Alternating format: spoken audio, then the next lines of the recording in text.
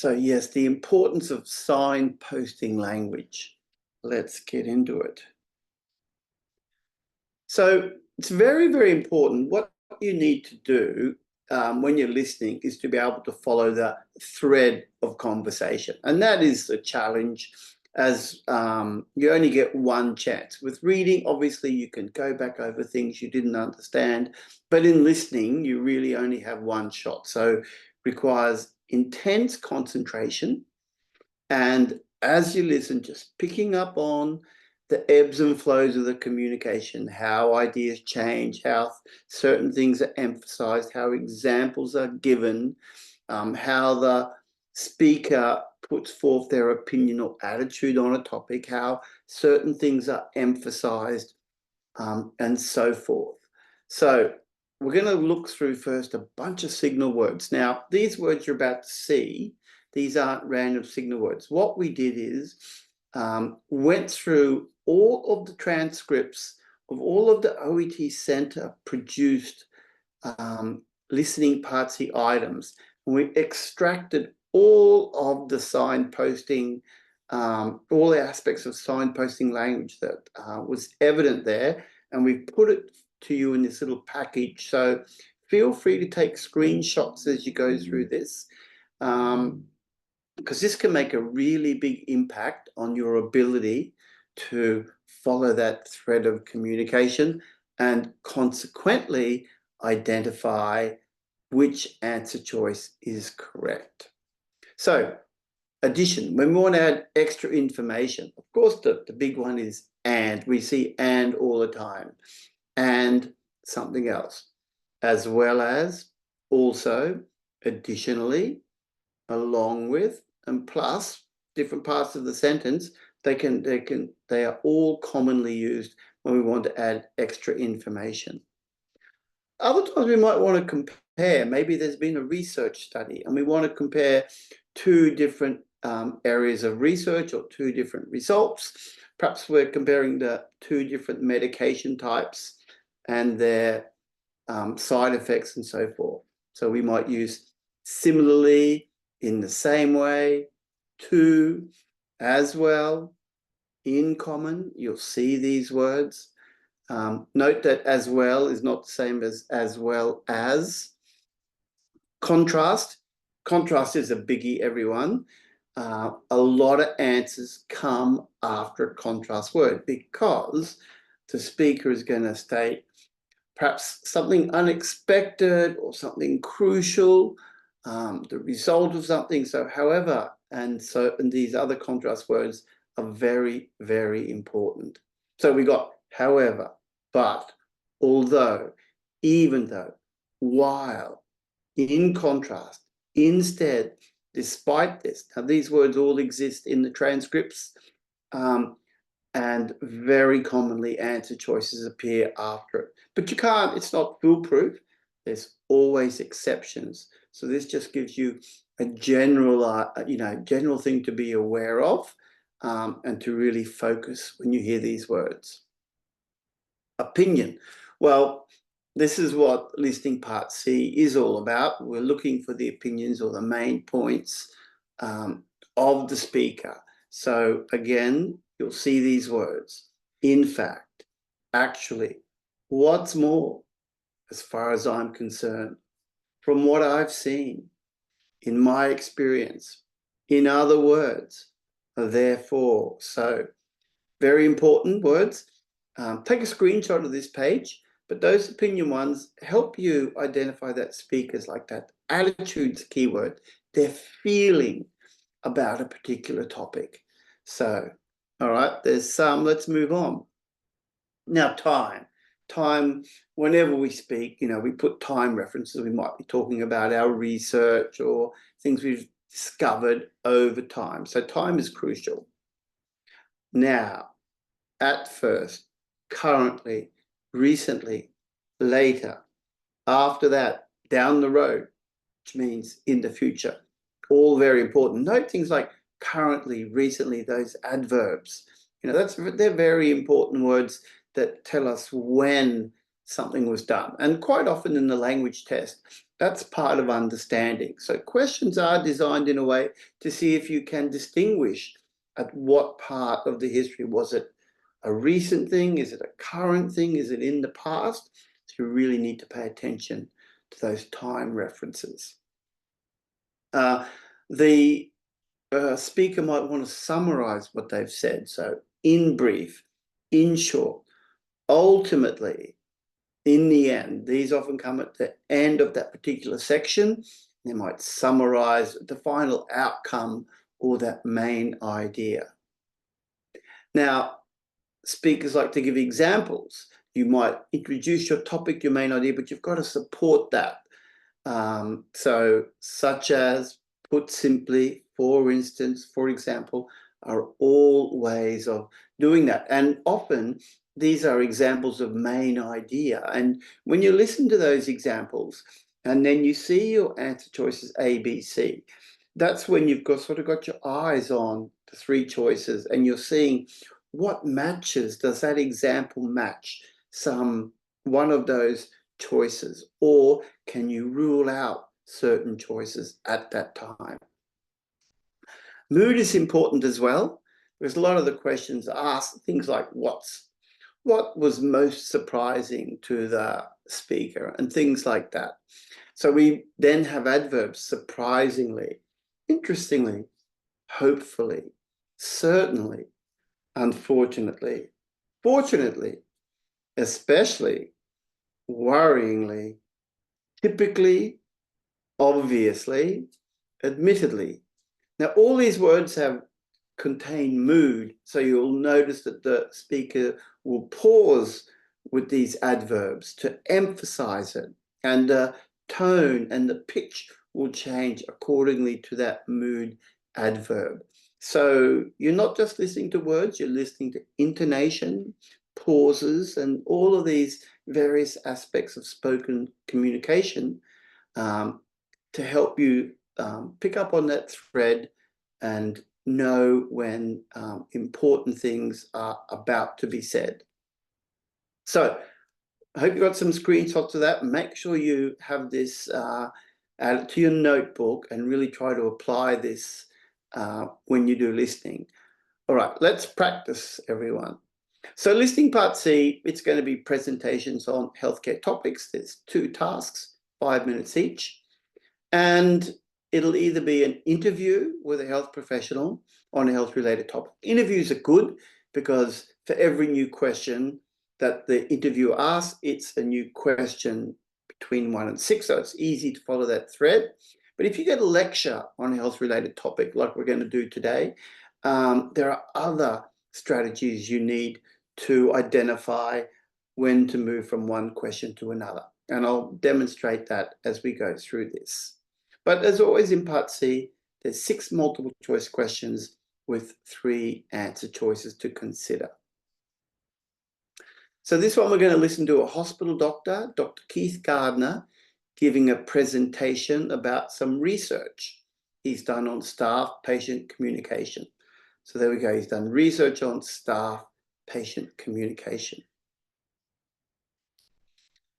All right, first, let's look at our questions. And because we're skill building here, we'll just analyze it so we know what we're listening for.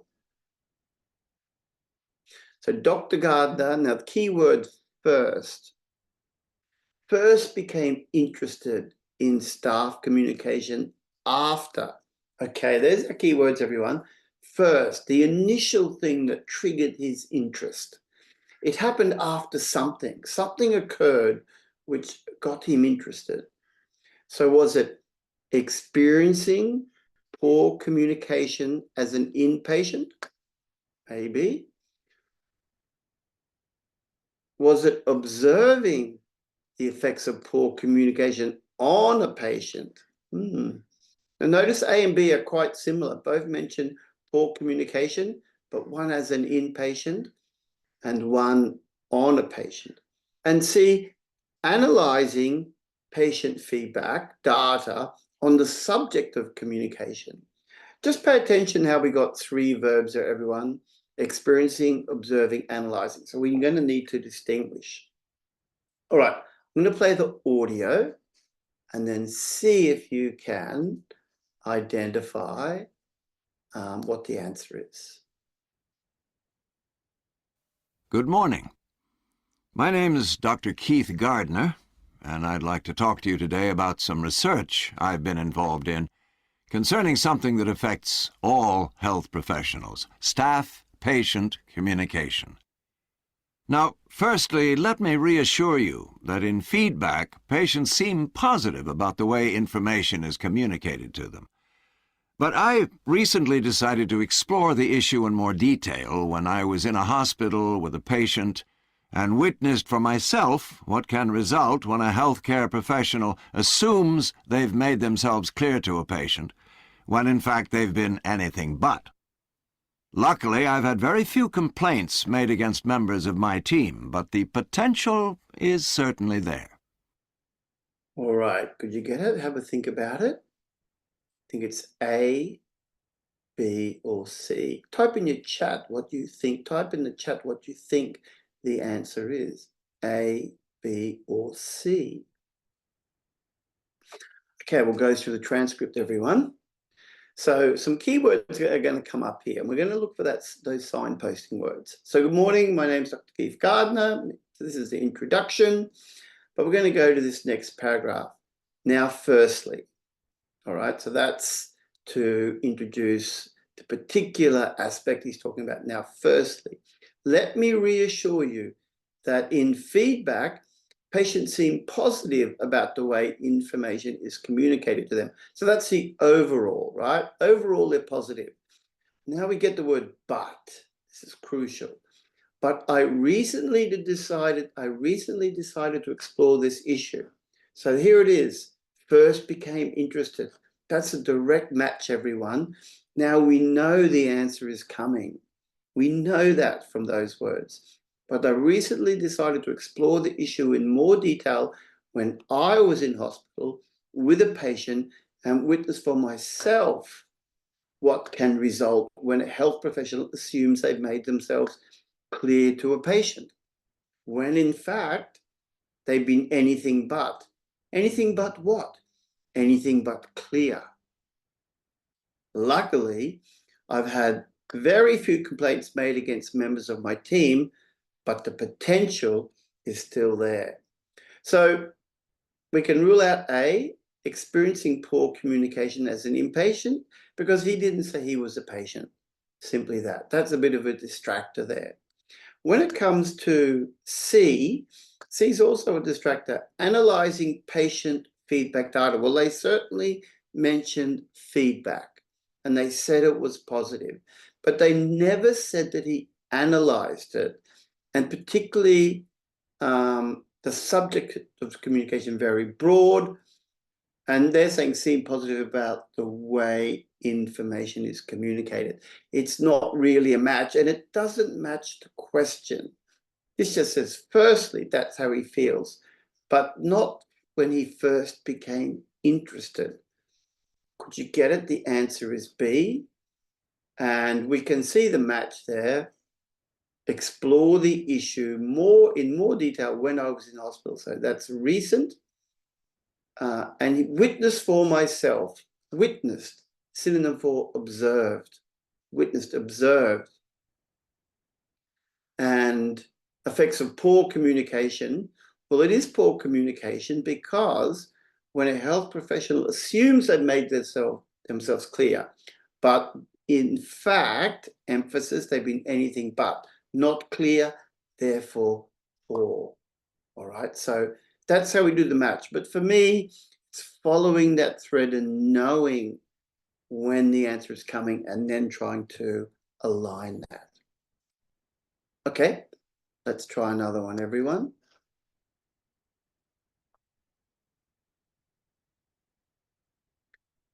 Okay, so for this one, we've got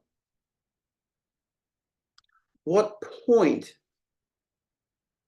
does Dr. Gardner make about a typical admission? Watch out for adjectives before nouns. It's a typical admission, not an unusual admission or an atypical admission. It's a typical admission, a routine admission.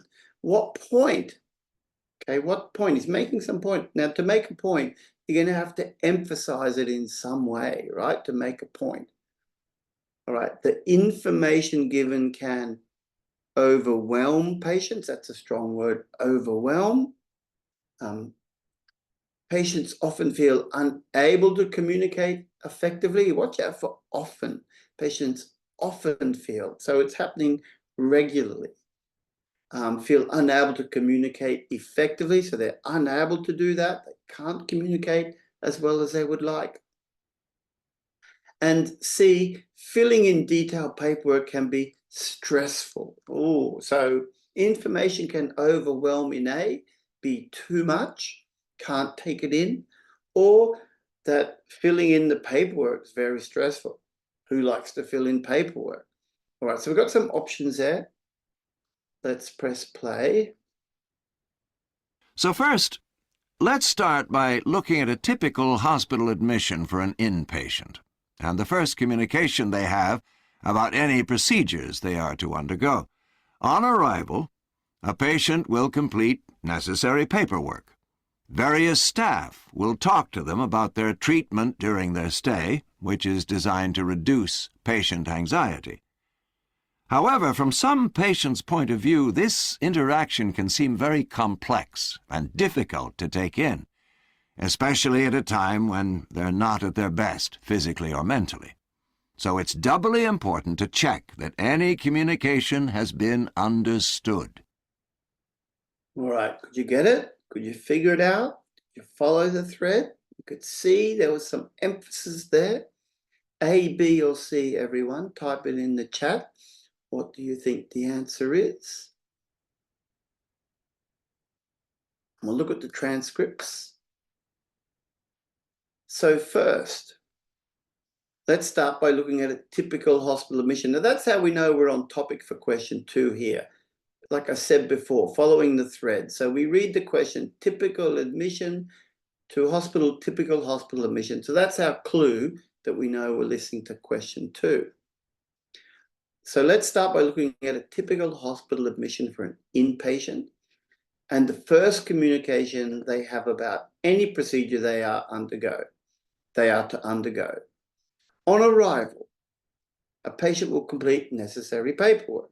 Well, let's mention paperwork. Various staff will talk to them about their treatment during their stay, which is designed to reduce anxiety. However, here it comes. From some patients' point of view, this interaction can be very complex and difficult to take in, especially, it's our emphasis, especially at a time when they're not at their best physically or mentally. So it's doubly important to check that any communication has been understood. Okay, so what point does Dr. Gardner make about it? Could you get it? Well, it's not B. Patients often feel unable to communicate effectively, but actually, this isn't about the patient communicating at all, is it? It's about the information they're receiving, not about what they're saying.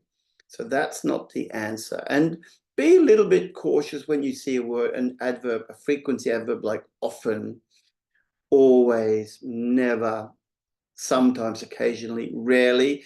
When you hear these words, if the answer is going to be correct, you have to have a synonym for that word to indicate that level of frequency. Often these words are placed in there and they actually make an answer false. Not all the time, but it's something to be aware of. And again, filling in paperwork, detailed paperwork can be stressful. That's a distractor. They don't mention that it's detailed or stressful. They just have to fill it in. So the answer is A, and look at our synonyms for overwhelm. Comes after, however. From some patients' point of view, this interaction can be very complex and difficult to take in. So that means if it's complex and difficult, it's going to overwhelm you, and especially when you're unwell physically and mentally. So there's our answer, everyone. Could you match it? Were you able to rule out the other choices? Could you follow and hear those signposting expressions as they came? All right, let's do one more as we hone our skills, everyone. How does Dr. Gardner feel about the results of the survey? Okay, so now we're looking for a feeling here. How does Dr. Gardner feel about the results of the survey? Is he surprised by one response from patients? Is he reassured by the level of patient care identified, or is he worried that unforeseen problems were highlighted? Now, I've underlined these three words: surprised, reassured, worried, because you'll often see the multiple choice questions have similar phrases, similar structures. So when you're listening, you can hone in, you keep your eyes on the answer choices as you listen and focus. Some people even make a few notes to help them focus, and sometimes you don't really want to look at anything, you just want to listen to capture what's being said. So a range of different things happening as you listen. Here we go. Also, once we'd sifted through all the results, a clear pattern began to emerge regarding the care given by nurses, which I found particularly interesting. I'd assumed that having a number of different nurses attending to a patient during their stay was a good thing, because you need enough staff to cover the various shifts and attend to patients' needs. What I certainly hadn't expected, though, was for patients to say they felt their recovery was faster when they had to communicate with only a small number of nurses. In other words, when they were surrounded by familiar faces. The findings aren't conclusive, and more investigative work needs to be done on a bigger sample, but it's certainly food for thought. So what do you think, everyone? Does Dr. Gardner feel surprised? Does he feel reassured? Or does he feel worried? Can you capture that mood in the way that he talks? Let's look at the transcript. Also, once we sifted through the results, so there we go, results. So we know that's our clue, everyone. We're on question 6 for this one, but we know we're on the right question because of the word results. Sifted through means we look through them all. A clear pattern began to emerge regarding the care given by nurses, which I found particularly interesting. So again, it's interesting. I'd assumed that having a number of different nurses attending to a patient during this day was a good thing, because you need enough staff to cover the various shifts and attend to patients' needs. What I certainly hadn't expected, though, there's your contrast word, though, although, however, what I certainly hadn't expected, though, was for patients to say they felt their recovery was faster when they had communicated with only a small number of nurses. In other words, when they were surrounded by familiar faces. The findings aren't conclusive, and more investigative work needs to be done on a bigger sample, but it is certainly food for thought. Okay, could you work it out, everyone? What do you think? Well, let's do the rule out. No mention of reassurance and level of care provided. I mean, they don't really say any reassurance. They're not really talking about the level of care. They talk about an aspect of care, not about the level of care. And C, worried that unforeseen problems were highlighted. Well, they didn't really talk about any problems. They talked about differences in staff numbers, but not that it was a problem or that it was unforeseen. So the correct answer is A, surprised by one response from patients. So that's a little bit tricky. Surprised, though, what I certainly hadn't expected. Don't expect something, it's a surprise. So that's your match there. And one response. So that could be hard to pick up, one response. I hadn't expected though was for patients to say. So the patient said something. Now that's a bit tricky, that one response, right? But patients to say, they said something, that's a response, right? But you may not pick up on that. One response is they don't say what the response is. So it's a summary phrase. You see this a lot in OET reading and listening type tasks. The answer choices tend to be like summaries, may not give too much away, but you have to connect that meaning to what's been said. And that was that one response. Their recovery was faster when they had communicated with only a small number of nurses. In other words, when they're surrounded by familiar faces, rather than a larger team. Okay, so let's stop there, everyone. So look, what I've just gone through, short and sweet, short and sharp. Just apply these strategies, everyone. Start paying attention to your signal words and signposting language, and really doing again and again. And you might listen multiple times to one, just because you've got to tune your ear. And I really, really emphasize the importance of transcripts, everyone.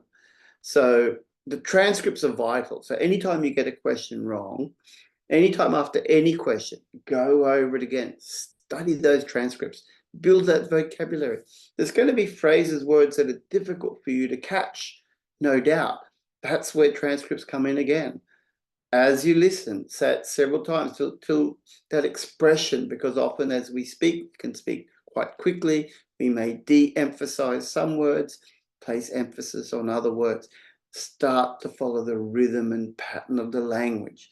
You'll be amazed how much you can improve. And words which had been said but you never picked up suddenly become accessible. Once you've studied them, you will be able to lock it in and remember that. So when it appears again, and they will appear again, probably on your exam day, you'll be able to get more answers correct because you'll understand more and you'll be able to follow that thread.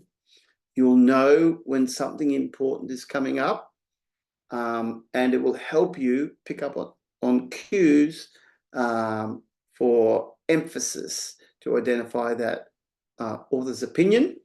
And as always in any multiple choice exam, it will also help you rule in and rule out choices. So as you listen, eyes on the answers, mentally ruling out as you go, and select that choice. Good luck, everyone, with that. And look, at OET Online, we can really help you. But first of all, if you have any questions, let us know. Type it in the chat now. I'll be monitoring that chat, and we'll provide some feedback if you need it. But I want to tell you a little bit about the OET Online method. So how can we help you pass OET? Well, it's our live lectures. We run so many more lectures, live lectures, than other providers, because we have lectures every single day, 90 minutes long, 2 lectures per day. So we're not just relying on videos where it's live. And I think, and you know, as language learners, live attendance can really boost your score and you get motivated from skilled teachers. So we run that every day. And for example, listening we did today, we do 2 listenings every week, 2 readings, 2 profession-specific writings, so writings for doctors, nurses, and the allied professions. Plus we have our grammar lectures to support the writing, and we have speaking lectures as well. The second part of the puzzle with the OET Online method is teacher feedback. So we've got a great team of teachers. All our teachers are OET Knowledge Badge holders. So they've done the training there, and we keep up to date with all things OET so that you know you're getting the latest information and that it's pertaining to the current state of the OET exam. And that feedback can be in writing corrections, detailed feedback and grades, and also private tutorials, speaking, for reading, for listening, and also for writing. You've got those options there. The final component is self-study. So we've got a huge range of resources because at the end of the day, you're the one taking the exam. So you've got to really practice. So it's common you attend a lecture, maybe you attended on listening part C, and you go in and practice the part C content to really hone in on those skills. We've also got mock tests, and you can time it so that you really build those time management skills that are so very important. So everything you need is there. You don't have to search the internet. You don't have to worry about dubious quality. You can rest assured it's high quality because we're fully endorsed by the OET Centre as an all-star member. So yep, check that out, everyone. That's our method. And what I suggest you do, everyone, is come along to OET Online. There is the website, everyone, and you can see the great options that we have for all 12 professions. You just click on whatever your profession is, and then you'll see the options, whether it's an All Skills Plus, an All Skills course, single skills, or a mock test. Those options are there. And here's our timetable, everyone. Set it up for UK, Middle East, US East and West Coast, Oceania and Australia. So you can see what time classes are running. Remember, with all our classes, live lectures, they're all recorded. So you can watch that video after. And we always keep a bank of the last 1 month of videos. So even if you have an exam coming up in a couple of weeks, you'll have access to all of those recent videos, plus all the new and up and coming ones. All right, so great range of courses. We are a premium preparation partner and all-star, and we are fully endorsed by the OET Centre. We've got a free taster course. You can check that out. Just create an account on our website. And we were voted #1 by the NHS. And a heap of success stories that you can use for inspiration so that you can pass. All right, everyone. Hope you found this helpful, and we'll see you in the next session. Bye for now.